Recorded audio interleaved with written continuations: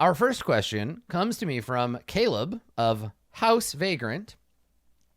So, synths are a no-go, but how much are robots still used? This is a great question. Okay, so a lot, right? We have dug up all of these like 100 or 200-year-old servant robots, essentially, like non-existent, like no VI really, like semi-autonomous robots. They work the factories, but they're all kind of old tech. Fornax probably has a bunch of like really badass robots, but yeah, we still use them, right? Semi-autonomous drones for war. We have like TL4 robots. They're not the beautiful, perfect synths we once had, but they also can't betray us and turn on us. So we have, jumped up TL4 Roombas, basically. That's a thing. They have no identities. They have no personalities. I think maybe there's some like really limited VI, but they're basically just like chat bots.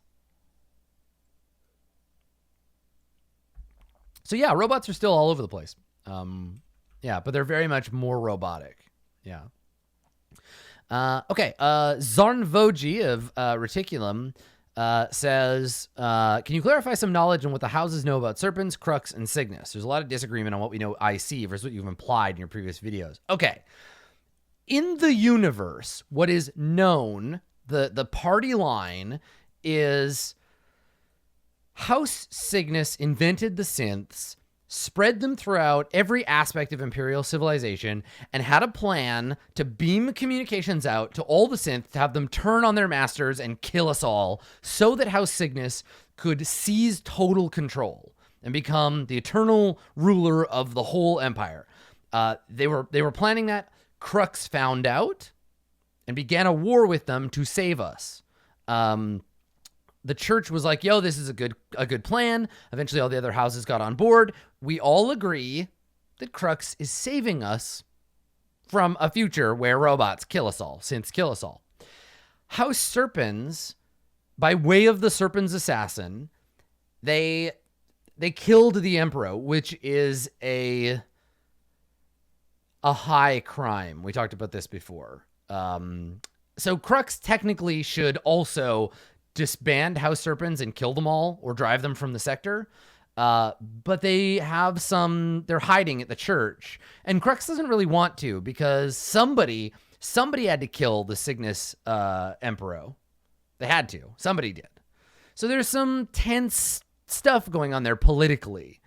They can't celebrate House Serpens for committing this most horrible crime, but punishing them would be hypocritical. And also, they run the Psychic Academy, so they're important. No, the synth threat was very real. Yeah. I mean, there are probably some conspiracy theorists who think that, Crux really wanted to be the Emperor, and it was looking like Cygnus was going to be an Emperor like for a while, and Crux had to get rid of them. And maybe this is a good excuse. Maybe.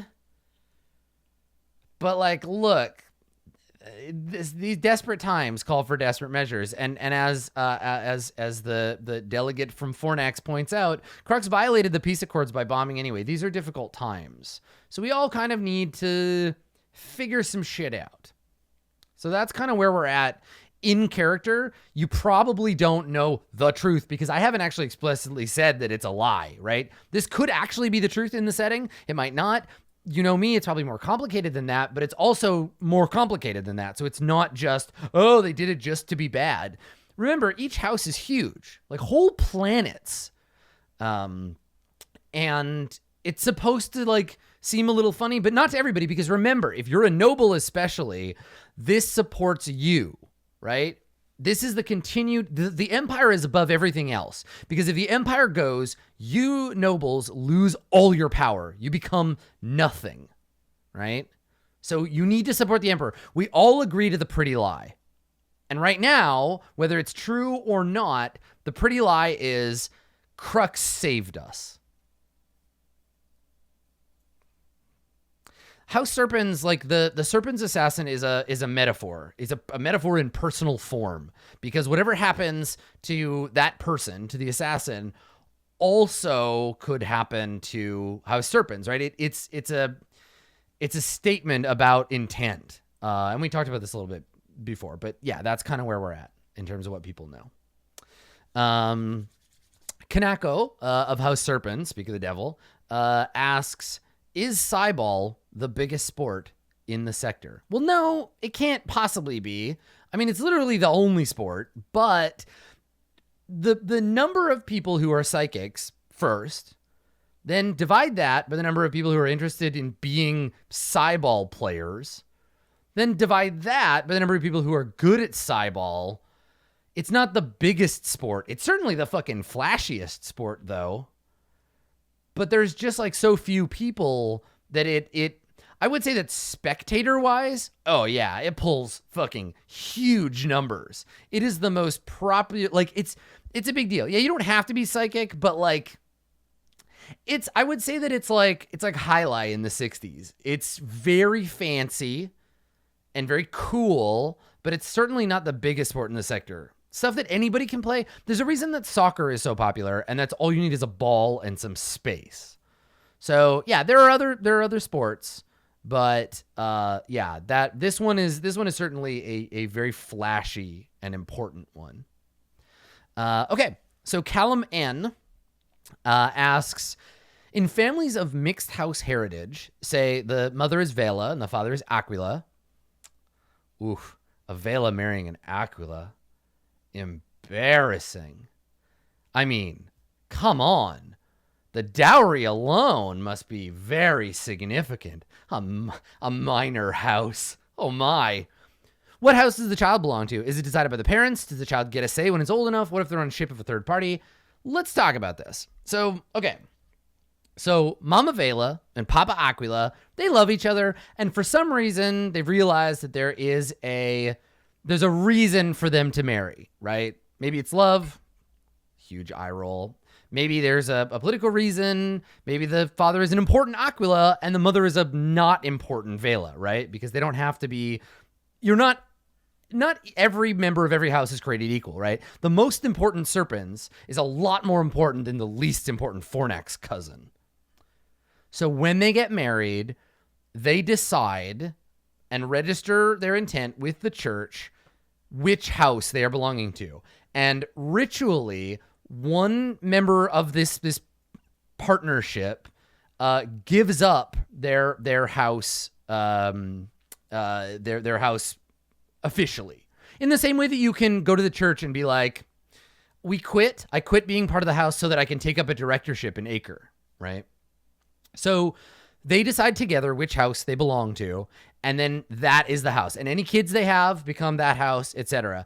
This is true of binary marriages. It's true of multiple marriages. That's how it works. So any person joining into a bond of marriage with any other person, they choose altogether what family they are a part of, what house that family is a part of. The child doesn't get a say. You're born into your house. The only way you can get out of your family is by saying, I quit. I am no longer a noble. I'm out. Or they can marry into a house they like better.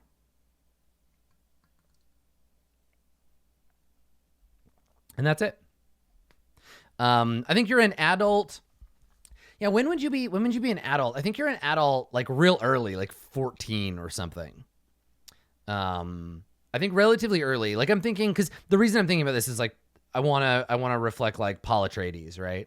An Acre director can never retrieve their nobility unless they marry into a noble house or one of the noble houses like gifts them nobility. You don't just get it back. You can't put your nobility on hold. You abandon your family. There's a church ritual where you like burn the flag of your house and like go through all this stuff. Bastards, if they can prove their lineage, then the house is forced to accept them, but not as like full, like they get to treat them like shit, basically. But yeah, bastards have legitimacy by blood if they can prove that they belong to a noble house. Yeah. Cool. Okay. So that's that. Obviously, lineage is really important, and marriages of politics are super important. Can you be expelled or kicked out of nobility? Oh, yeah. Yeah, you can have your title stripped. But again, all this stuff needs the church. The church needs to be the one that like puts the stamp on it. They're like, yep, cool, this is not a noble anymore. But if the church says to you like, no, that's not how it works, like they still get a chance. You have to convince the church, which really means like bribing a church official to do the thing. Yeah. So there you go. Chrisploitation, who is a member of the Deathless. Chris asks, how scientifically literate is the average citizen in the Empire? Is pseudoscience like holistic medicine, acupuncture, herbal remedies commonplace, or something most people scoff at? Depends on your planet. TL4 planets are more scientifically advanced than we are, right? We're TL3, right? Earth right now is like late TL3, hopefully. Fingers crossed. So if you live on a TL4 planet, you're pretty scientifically literate, even if you're a pleb. Like you understand how to program like farming computers. Like you're really, really good at your tip top of Earth is TL3, right? You're pretty good. You're very good at the thing. You're better at the thing that you're good at than probably the equivalent here. Right? Even a peasant on a TL4 planet would laugh at how stupid people on TL3 and lower planets are. And then I think like pseudoscience is still like a thing because people want to believe stuff. It's not even that they don't think that it's been disproven. People believe lots of disproven stuff now and will continue forever, right? Like they'll just continue to believe in stuff that isn't real. But for the most part, people in the Empire are better than we are on Earth, but not everywhere and not equally, right? To quote William Gibson, the future is here. It's just not evenly distributed, right? Think about how smart your average like Lovelace citizen probably is in terms of understanding science and technology. Like there are 10-year-olds on Lovelace that run circles around a TL4 scientist in the same field. Because that's just, they have access to education. Education is part of your tech level. Because if it wasn't, you'd never be able to maintain that tech level. So fucking Triangulum brats know a lot more than you might expect from people of the same age. Sigan LH in chat mentioned, I just don't get religion in sci-fi. So it's not about like, we talked about this a little bit before. It's not about like, dear God, please make my spaceship land on the planet safely. It's a cultural influence, right? Like they pray because it's a bonding experience with their family members. They pray because it's psychologically like good for you. It's part of your culture. It's not like TL1, like rain prayer. It's community, right? Religion is community. It's not just religion. If you catch my drift, you know, like it's part of who you are culturally. And plus you'll never, no matter how much the Triangulum try, you'll never really get to disprove God. Like God's a theory. They're a religious Triangulum, right? And also the Empire is supported by the church. It's a power structure. It's a real thing. So philosophy, power in place. Like we could get into like a real deep conversation about how religion influences culture. It's just a thing. I think faith and science are not counterproductive. You can like show someone a bunch of math and science and be like, there's no God. And it's not going to practically matter to them. Like it's not about there being a God or not being a God. It's not about heaven. It's about following a moral compass that is larger than yourself. I can't believe like I'm arguing in favor of religion because I'm such an a-religious person, but religion and culture are one thing. And that will be true pretty much forever, I think, in human history. We will always have these kinds of like deep beliefs to varying degrees. It's just a thing. It's just totally a thing. Yeah. So yeah. Okay. So, Executive Minor Damian Felix, the Honorable Executive Minor Damian Felix of House Vagrant, no quotes on the, they're definitely vagrants, asks, how much of House Vagrant's living history can we play with? Can we get some major events in the timeline established to use as benchmarks? So let's talk about like lore stuff. in the sense of like, if you create something and I don't use it or I ignore it or I contradict it, it's probably not because I don't like it. It's probably not because I saw it and was like, this is dumb. It's probably because I did not see it, first of all, right? Because there's a lot for me to look at, and I might accidentally just like skip something that you made. So don't take it personal. Like I will try to keep informed of like the stuff that y'all make. There might be times where I'm like, I have to adjust this a little bit. Universe is a big place. We can have multiple truths, right? Some people can believe something. But if you're like, and then we blew up this planet, it's like a little large. I think there's room for multiple versions of the truth in the universe. If you want me to notice something, put it in the wiki, and don't make like huge, super aggressive statements about like, and then we killed this entire house, or like, and then we blew up 12 planet. Like, it's fine. I'm gonna try to keep on top of it, but I may miss some stuff. Create more than you think I'm ever going to use, please, because it will enrich the game for everybody, and I will pick and choose what I show on the show and in my streams. Yeah. So, like, you can play around. Like, I think what's interesting is that you have more control over the smaller stuff, right? Don't try to play big. Be interesting and small, right? You have planets, you have cultures, make cities, right? Talk about that stuff. Go on to those levels, because that's where I'm going to be looking for detail. Those kind of things. Okay. All right. So, Practicus Aquila B. Peregrine of the Church of Humanity Repentant asks, there's currently some outer rim planets with the alien civilization tag and friendly foe tag. What do you imagine for alien species to fit these planets and lore surrounding alien empire relationships? Most people think all the aliens are dead, except people who live on planets that have aliens, in which case they're scared of them. They make them live in ghettos. Or if humans are not the predominant people, they live in hyper defended outposts that are like, get away from us, aliens. The aliens are going to be weird. They're going to be hard to understand, and they are not going to be something that we just necessarily like be friends with, except there may be some planets where we could potentially actually like make friends with these aliens. The aliens they vary just like we do. Some of them are tech level 1 or 2. Some of them may be tech level 5. It's just that human aggression and human imperial behavior, we sucker punched them, basically. We showed up, we nuked a bunch of their shit, beat the crap out of them, and drove them away. And I don't know, maybe there's a conspiracy that we didn't finish the job, but also, like, maybe we can be friends. Maybe we can make do. This is why, like, the Church of Humanity Repentant is not a joke. Millions and millions of people believe in this lesson because it's true that genocide has not been good for us. And maybe the aliens have something to teach us, right? I know that in character, we can all laugh and point and be like, haha, aliens, but like they're actually like they're civilizations, they're people. They may have advantages for us. So yeah, that's a thing.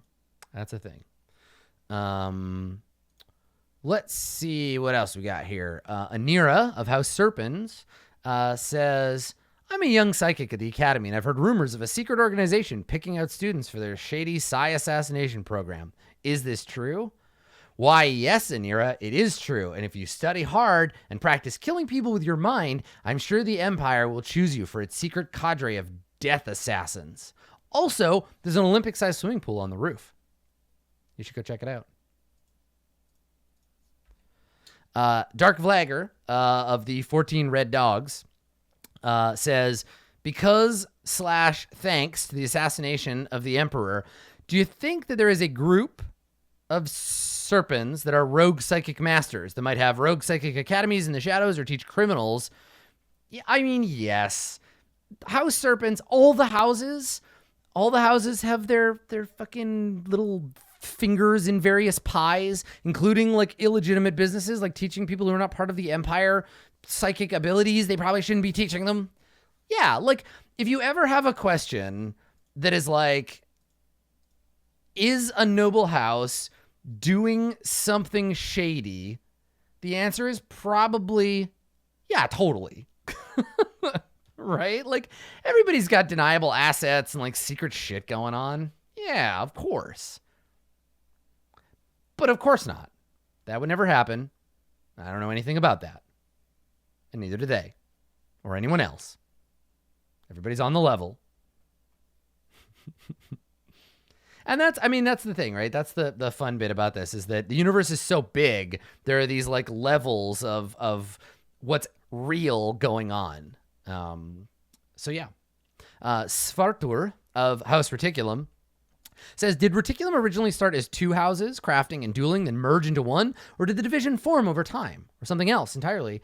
I hadn't really thought about it, but that's certainly possible, right? Like, Reticulum could have started as a branch from House Fornax and from House Aquila, right?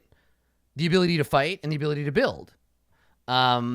They could have formed from a previous house that broke up, that we don't even know anything about anymore. I don't have a really hard idea about Reticulum's like original plan, so I'm open to whatever you reticuloids want to do. But I imagine if you look to the like, who knows how to make good shit? Fornax knows how to make good shit.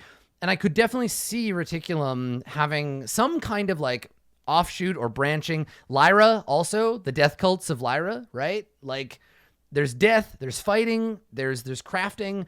There are places where you could have splintered off of any of those houses into multiple or a single house as a result. So Yakshas Reticulum Isidore, another Reticulum question, asks, there's been some debate within House Reticulum as to what sort of cultural influence we want to draw on or incorporate. This is a really important question. The primary contention is views on whether we're more Japanese-based or it would fit the crafter warrior split to have a broader East Asian influence. I was wondering if you had any specific vision or input that would help inform this decision.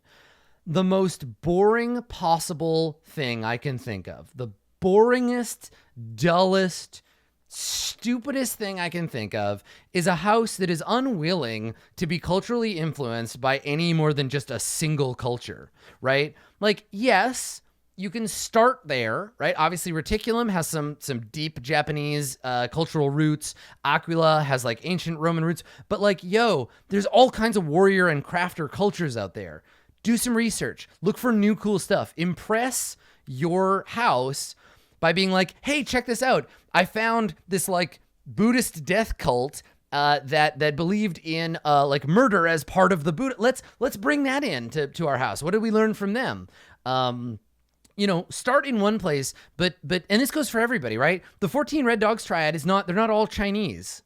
That would be ridiculous. That would never happen. We're several thousand years away, close enough, to these things.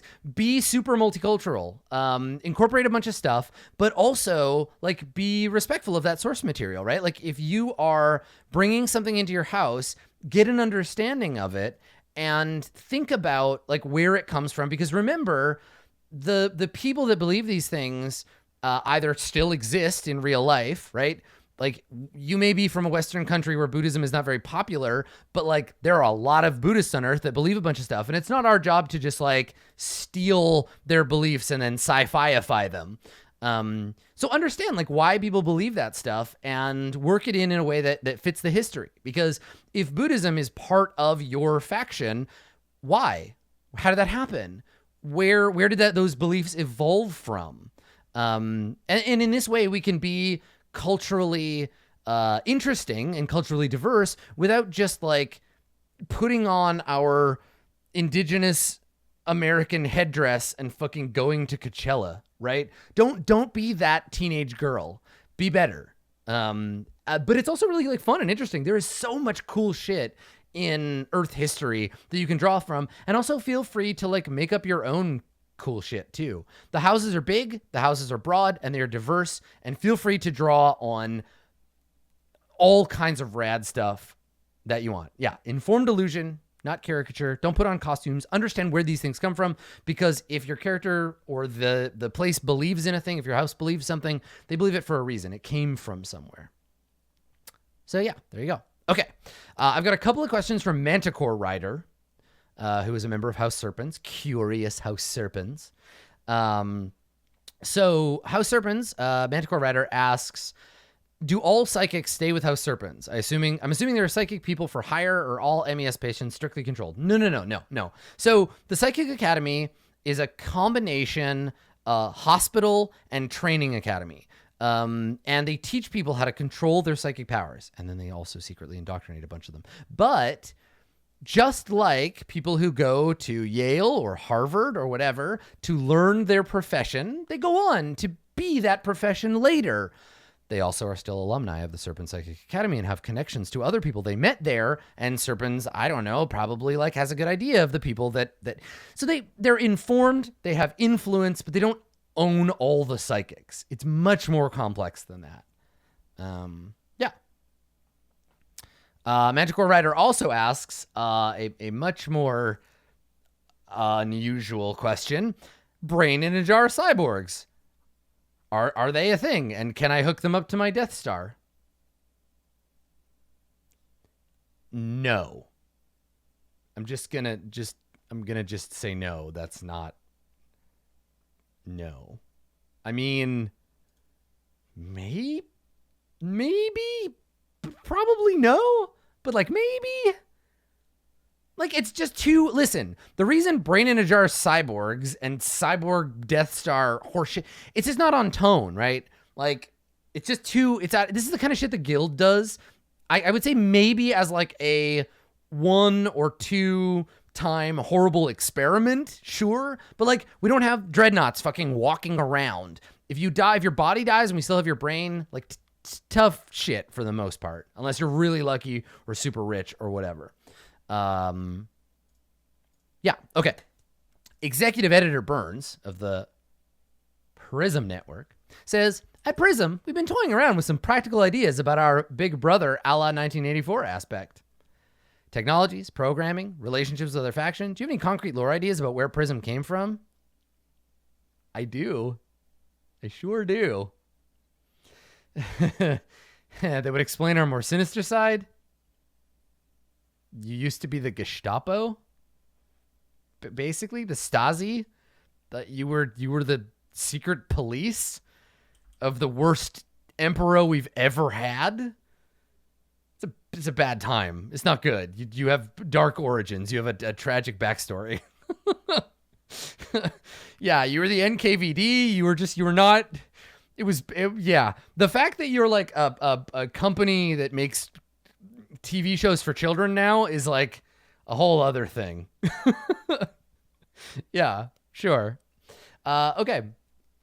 So Miss Venture of the Unified Peoples Collective says, the UPC has outright goals of being anti-noble, anti-imperial, and pro-people in order to be part of the faction. It would be what keeps multiple sub-factions united and not in each other's throats. Could there be sub-factions that are pro-imperial, sort of like reformists or conservatives, and would the setting of the UPC be too against it? I would say this. The only thing that ties the UPC together is a rejection of the status quo. The UPC are a group of politically informed people and their friends who have said, fuck this, fuck all this sucks. Some of them are, fuck this, fuck all this sucks, I should be the king, or like, we should have a military dictator, or we should just sell everything to Acre and have them posit it back to us. So like, yeah, they vary, but basically all the UPC says is no more of this horse shit.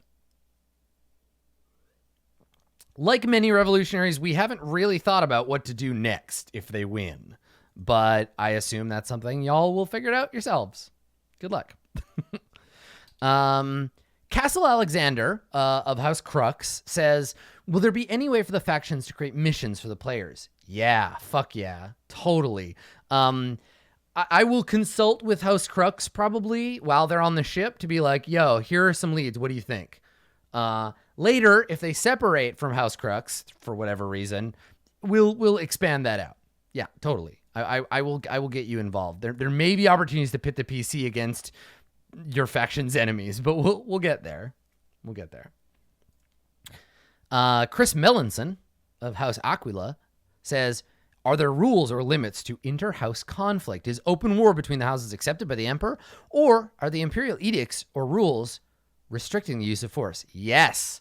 Well, if you'll remember your imperial history, back in 2960, the Accords of Peace were ratified by the church, in which all the houses, major and minor, agreed that open war was not okay anymore, and that we wouldn't do these things to each other because bloodshed among nobles was not okay. We would not do that. We would never have another imperial civil war. I roll my eyes because, like, dueling is a thing, bloodshed is still a thing, but you got to do it in secret or hire the Deathless to do it for you. Someone asked me, I think it was, well, I don't want to say because it might give it away. Someone asked me if hiring the Deathless to make a force attack on your enemies would break the peaceable kingdom plan for the faction. If nobody knows that you did it, you don't have to worry about it. Pay the Deathless. Let them do it. Pay the UPC. Have them do it. I don't care. But do not attack another house. Like, literally, I will say this right now. If a noble house makes an outright, unprovoked force attack order against another noble house, all this shit is just like, they are in huge trouble. Huge trouble. Do not do that. Or do it, I guess, if you want. This would be a really good way to get rid of a minor house you don't like, right? Convince them that you have their back and then let them do it. It may be a way to separate a minor house out from the council. You don't want to get Cygnus. We all agreed that this was just not to be done anymore. One people, one empire. We don't shit where we eat. All right. David Ludens asks on behalf of House Aquila, how mobile are the Aqualen legions? Do they have large Fornax ships, or are they mostly landlocked with small supporting ships? They have troop carriers. Yeah, I mean, Fornax, Fornax could sell you some like big bomby capital ships if you wanted to. But I think mostly they're like landing crew. The Fornax kind of owns, they don't own, but they build the fleet, and then the best captains will captain it, regardless of what houses they belong to, right? Lots of Fornax captains, Fornax pilots, because they're raised among ships. The Aqualen legions are mostly about like landing and murdering, but they do have ships. Yeah, don't worry about that.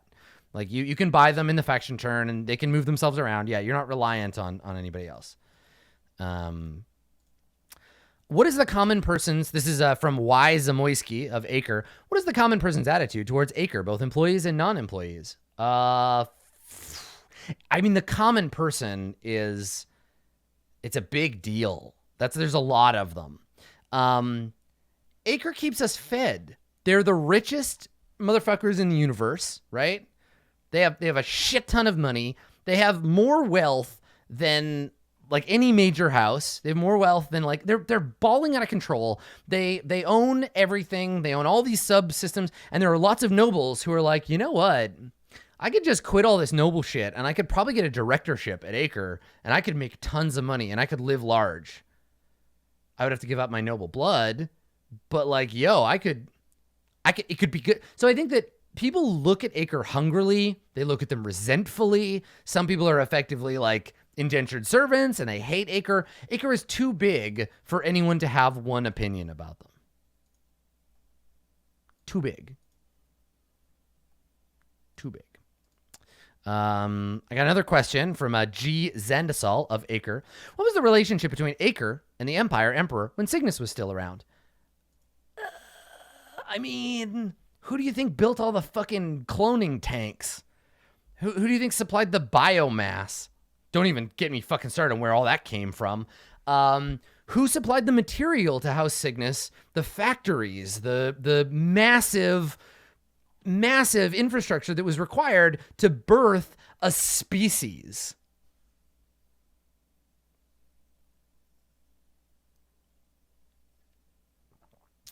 Acre was all set. Acre took a hit too, right? Infrastructure got blown up. Cygnus owed Acre a lot of money. The Empire still owes Acre money for Cygnus.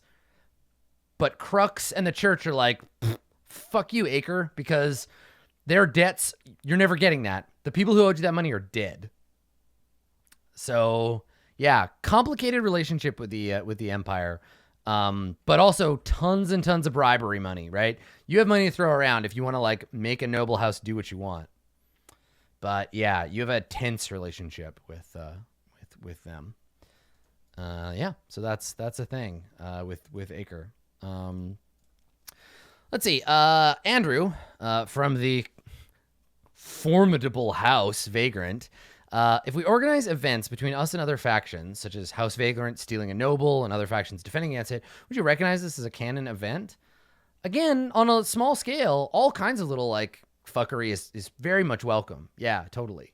You can't really like declare war except on the faction level, but under the faction level, if you wanted to, like if somebody else was like, I'm going to run a group for my friends and we're going to play and we're all going to be like House Pixis, like explorers or whatever, you could do that. But if you're like, cool, we discovered 26 new planets, Adam, here you go. I will be like, extended universe. But like, if you were like, yo, here's some cool shit that was going on, I might include bits and pieces of that in the game for sure. Yeah, totally. I encourage it. Absolutely. Just don't try to like jump in and take over my responsibility. I'm still trying to like GM the thing. Yeah. So Meagles asks, and this is a question. So if you are playing this game, like if you're playing your game for free, like offline, you're not streaming or anything, you're just playing it at your home table. I can't stop you. Obviously I wouldn't want to, but I can't stop you from like playing your own game and playing it. It's like, I'm not going to Marvel Disney you. If you want to like stream a game or like use any of this stuff we've built in a like making money kind of way, get in touch with El Producto, get in touch with JP and talk to him about it. That's not really something I can talk about. But yeah, I mean technically like the stuff that I'm creating belongs to RollPlay in the sense of like this is our thing, which is why I'm kind of like you can build space around it, but it's still all kind of like fan stuff. It's a tricky thing, like who owns stuff in these sort of collaborative things. But like we will make an effort if there is something like the logos that were made for the company. We will reach out to people that make stuff, and if we ever use something in a fan way where we make money off of it, we'll try to reach out to you. But IP rights are so fucking complicated, and if you just want to play in Acheron Rho by yourself at home, fucking just do it. Just to do it with your friends, it'll be great. I would love that. Tell me all about it. Post about it. Actual player reports are great, and I would love to put some of that stuff in the world if that's something that you are interested in. Yeah. Okay. Ashley Godwin of The Deathless says, on the planet tags of Koshé, it said it's an outpost, but it has hundreds of millions. If population, which is correct. Okay, you're just checking. Yeah, it is what it says. It's an outpost, but you can have an outpost of hundreds of millions. It just grew beyond, right? It's just it's big now. That's fine. Yeah. Orator of the North, Echo Pixis, Herr William, who asked a few questions last time. I've been asking around all the houses and factions. The Pixis at some point would have requested permission to jump the lodestone into Guild HQ. Would have given permission. Would they have replied? If not, what would have happened? You can't jump into a Dyson sphere. It's not possible. Also, please do not jump lodestone into the Guild HQ. Please. They will fuck you up. Don't do it. Come on. Do not crash your spaceship into God's kingdom. They will wreck your shit. They might actually be like, wow, cool. Nice job. Good work. They might actually think it's funny. But like, yo, use your brain, kids. Don't do that. You need that home world. I mean, I'm proud of you. You're nuts, but I'm proud of you. All right. Outro of House Vela says, how would it be possible to raise a minor house to major house status, and how can a major house be dropped to minor status? It's complicated, right? The church and all the minor and major houses get kind of to decide who is a major and minor house. It's based like on a bunch of different stuff. You can split off and be a really small house. That's a way to become a minor house, right? So if there's a family in Crux that was like, we're going to go, we're not really interested in this whole thing we're doing, you might become a minor house. If the houses minor accept you, you might instead just become an independent faction. And maybe you have to spend like 100 years earning the right to become a house. It's all kind of RP. There's no like mechanical stuff. Yeah, it's certainly possible to rise or fall in terms of that status, and not just be obliterated. It's kind of like a popularity contest, honestly. Like the reason that Fornax, Vela, and Crux are all major houses is just because like they're good at politics and they provide massively important services to the universe. And if a minor house made themselves significant enough and did the work, they could become a major house, certainly. But it's dangerous. It's a gamble because you might just fall apart or get absorbed by another house. Yeah. So that's a thing. So Rex of the UPC says, since the UPC is unknown to the quieter universe, with the multiple subfactions been known because they formed the UPC, I think mostly the UPC is only a title the UPC uses on themselves. Everybody else knows that they just have like a bunch of like shitty jerks, like a bunch of like political annoyances they're trying to deal with. They don't really know that they're all kind of fundamentally connected. And that's what makes the UPC dangerous, right? There is no UPC. There's just this particular band of rebels fucking up my day. Eventually, all the houses might be like, wait a second. They're all connected. Oh shit, there is like a network of tunnels under our social and political stratum.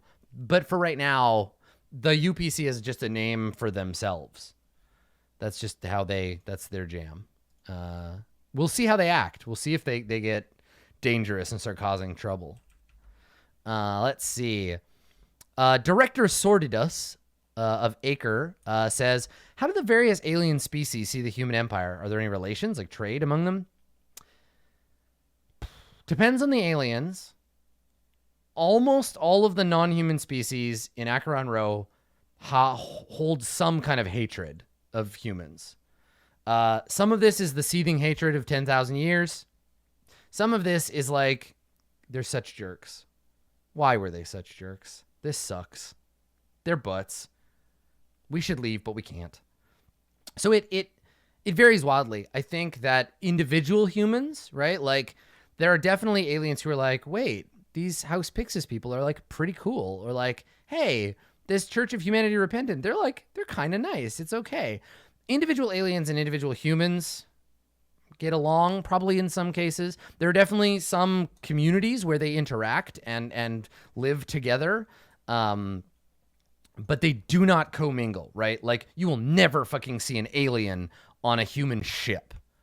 Not a noble ship, anyway. The official statement of the Church and of the Empire is aliens are no more than animals. They may speak, they may seem like they think, but they do not. They are animals. And like animals, they have no rights in the Empire. We use them in some places, probably for meat. But like, get the fuck out of here. If a Pixis ship was found to have an alien serving on it, God, like that, that would be dangerous, right? Like that would be a thing that they would have to keep secret. Advocacy for for alien rights in Acheron Rho could be a thing. Pixis and the Church of Humanity Repentant could certainly like lead that fight. But yeah, it's dangerous. It's dangerous business. But maybe there's a future. But the aliens all hate, resent, and fear us. Nicholson JS of the Deathless asks, can synths be afflicted by MES? God, I hope not. I mean, they have biological brains. We simply don't understand enough about MES to say, what hath God wrought? Like, maybe? Fuck, that'd be rough. Because then they could like they could spoof the test. We'd never be able to learn that they could protect each other from our equivalent of the Void Conf test. Like, oh God, that's all we have. What will we do? So we don't understand MES enough to know. It's a syndrome. It happens.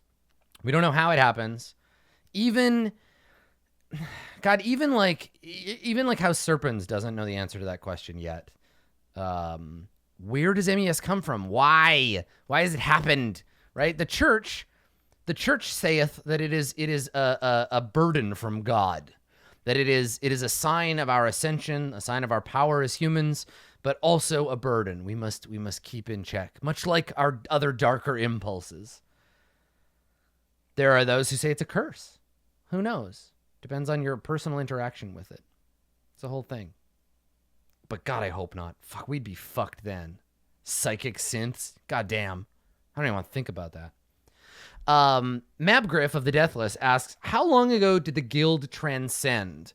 Was it before humanity took the sector, or did they originate here afterwards? We don't know. We know they came from us, but they've retconned us so hard we can't remember anymore. We don't have access to a clear history of the guild because they keep fucking with us, right?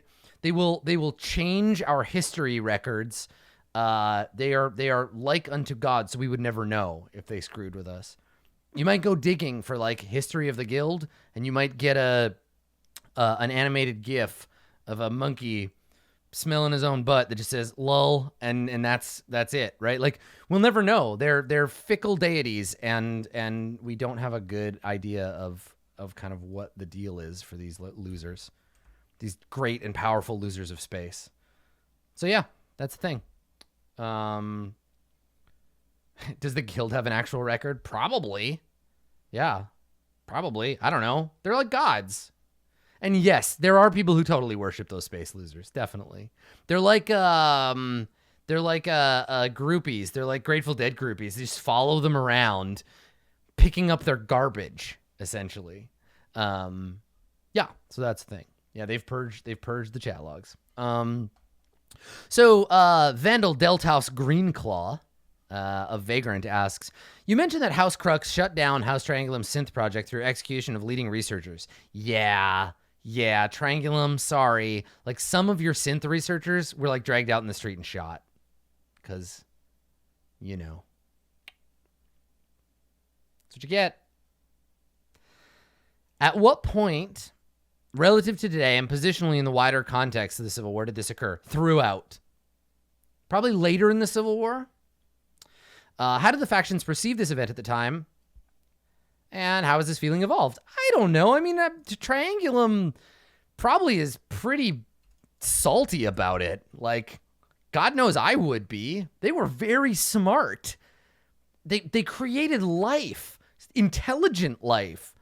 They were like gods. Like Cygnus did a lot of the work, obviously, but like Triangulum laid down so much of the foundation. And then Crux was like, yeah, guess who's a huge traitor? These fuckers, because you were responsible. You must have known. I bet you're a synth yourself. No human is this smart. Most of the factions have all kind of awkwardly looked away. And when a Triangulum is like, House Crux killed the greatest of our generation, everyone's like, shut up, dude. You want to go next?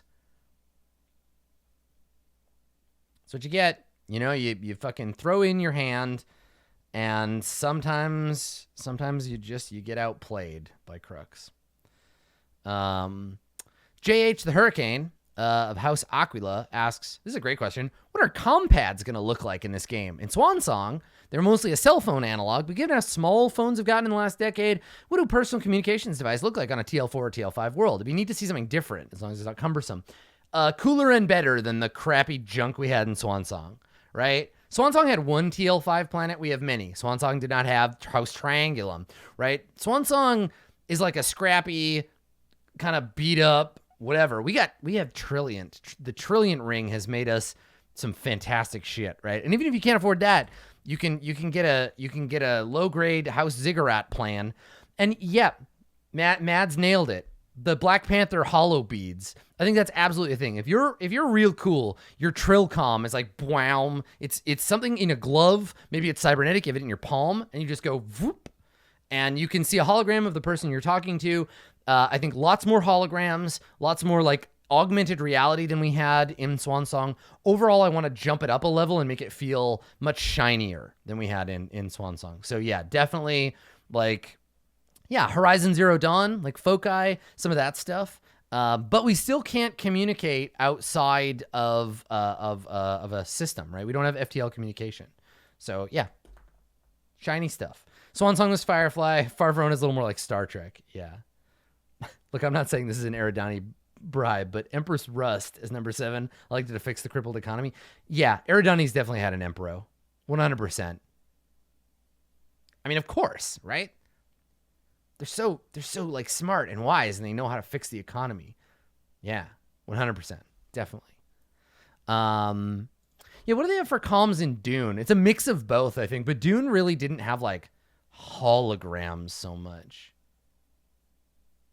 Yeah. Personal communications weren't really a thing in Dune, but definitely here. Some of the higher level stuff. TL4 is like scrappier and like kind of Dune-y stuff, but yeah. This is a good question. I love it. I love thinking about little details. So, you want to hear a quote? So, in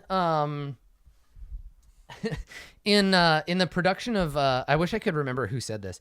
In the production of Vampire the Masquerade, which came out in the early to mid 90s, one of the developers said, if I ever wanted to make someone rich, like an NPC, if I wanted to make them look rich, I would just put a cell phone in their inventory.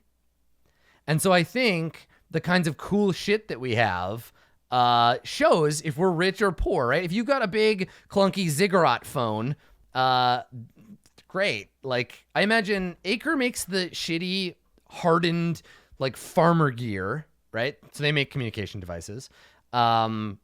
I think Prism definitely has their own like comms network, right? Prism comms, totally a thing. And then Trill, the Trillion network, they or the Trillion ring, they make the like high end good stuff, right? We talked about this. They're Apple. Acre makes like Android phones. And Prism probably makes the software for both. And then like, I don't know, like listens in to them. But listen, you didn't read the EULA. It's your fault. It's your fucking fault. Andy of House Vagrant says, do synths age? They must, but at a very slow rate. Or maybe they don't. I don't know. Like glacially slow. Unless we program them to die. I think we can do both. We can manipulate their genes to do that. Yeah. Some do, some don't. Some are like vampires, essentially. Some die after 3 years, etc. Right? So, I don't think there's a universal yes or no answer on that. Are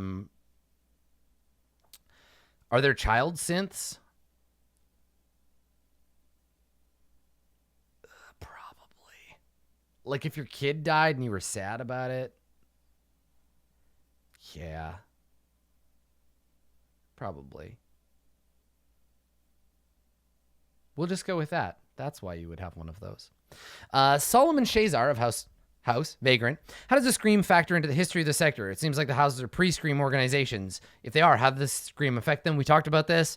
They were founded.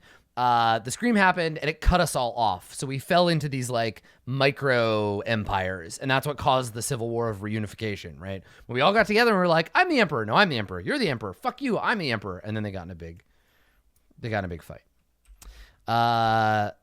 Georgie of Triangle says, what is forbidden out of these things? Okay, here's a list of things that could or could not be forbidden.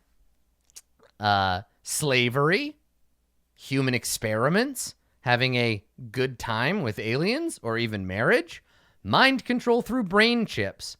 Want to know where the morals are of this version of humanity? That's complicated because, so like we talked about slavery, it's illegal, but serfdom and indentured servitude, those are legal. You can have as many serfs as you want if you're noble. Human experiments, I mean, if you don't get caught, sure. Or if you do it to plebs, they belong to you, right? Don't experiment on other people's humans. Having a good time with an alien, it's gross, and it's probably a sin, a disgusting sin. But like, sticking your dick in an alien is not illegal because we just don't even, who would even make a law for that, right? Marrying an alien? Are you fucking kidding me? Would you marry your hat? Mind control through brain chips. I mean, that I don't think we have access. Mind control through psychic powers? Super illegal against other nobles. Again, like, I don't know, whatever. If you do it to a pleb, who cares? I mean, the people who own them will probably care. So they're layered morality, right? Like, you cannot do with impunity things to other nobles. If you are a peon and you attack a noble in any meaningful way, that's bad. You can't do that. But, you know, nobility can get away with a lot because they're rich and they're part of the status quo. Cynical, yes. True, also yes. And yeah, morality and legality are not the same thing.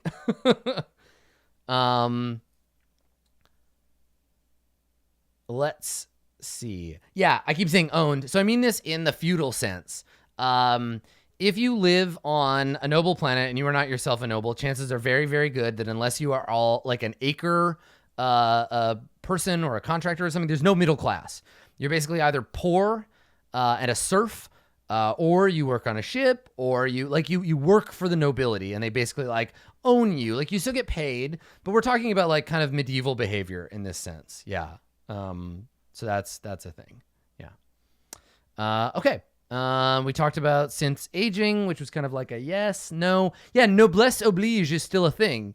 Nobles do have a responsibility to take care of their people. Are there skilled free men? No, because if you're skilled, your contract gets bought out by Acre or Trilliant, or like another noble house buys you. Like, that's how that works. Yeah, it's also like super capitalism, right? We have feudalism and like fucked up dystopian sci-fi super capitalism, and then we have actual Earth right now in the middle. Okay? So that's kind of where we're at. Horrible super capitalism. Technically, the Deathless are not imperial citizens. So you can kill a Deathless without it being illegal. You can do whatever you want to them. But also they have a lot of money and skill and power. So we don't fuck with them because they're tough. And they smoke cigarettes and ride motorcycles. Okay. All right. So Kanushi Craig of Reticulum. Yeah, they're outlaws. They're badass motorcycle outlaws. They're the fucking Gallic tribes. They're yeah, they're terrible. But like awesome and great, but terrible.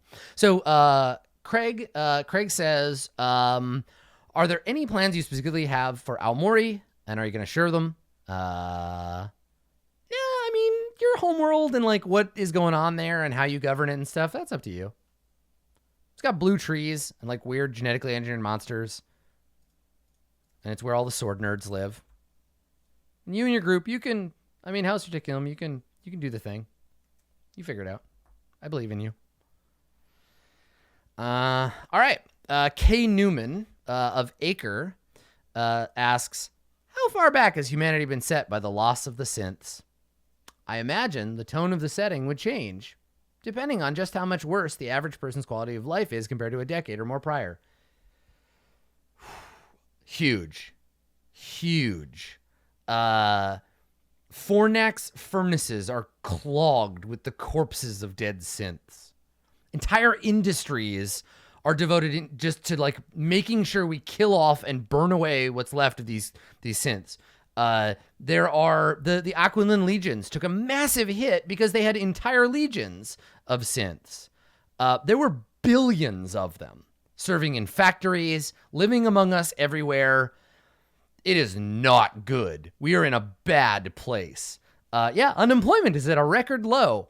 But like, there was generations, multiple generations of people who just didn't learn how to do anything because they didn't need to. We were this close to being a post-singularity. Like, things were gonna be perfect. No one would ever want for anything because all the synths would do all of the hard work. But then it all just went horribly wrong. And now that we committed genocide against a race of people we created. And that's how it goes. But thank God, right? Thank God that happened because they would have murdered us all. Acheron Rho would have belonged to the machines if it wasn't for House Crux. Thank you, House Crux, for your service to the Empire.